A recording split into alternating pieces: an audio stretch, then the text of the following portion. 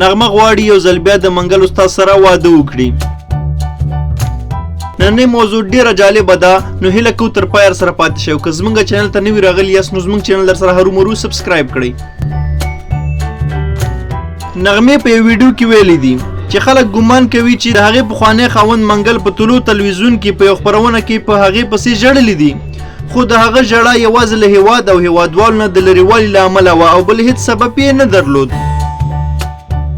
میرمن نغمه وایي چې د منګل ژړا د هغې زړه هم نری کړی و او ورته یې ژړلي وو، خو کله چې په دې اړه خپله له منګل استاد نه پوښتنه وکړه نو هغه ورته وویل چې خپله هم پوه نه شوم چې ولې مې وژړل. نغمې په یاد ویډیو کې وایي چې دا یو ډیره وړه خبره وه، خو خلکو ترې ستره خبره جوړه کړه او ویې ویل چې منګل د نغمې له امله ژړلي دي.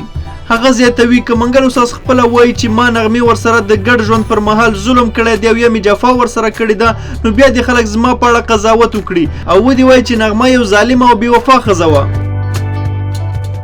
میرمن نغمې په ویډیو کې له خلکو سره واده هم کړی او ویلي دي که چیرته منګل استاد په رښتیا خلکو ته ووایي چې طلوع تلویزیون کې چې کومې اوښکې توی کړې وي هغه د نغمې له امله وي او دا هم وایي چې زه له نغمې سره د زړه نه مینه لرم، نو زه حاضره یم چې یو ځل بیا له هغه سره نکاح وتړم.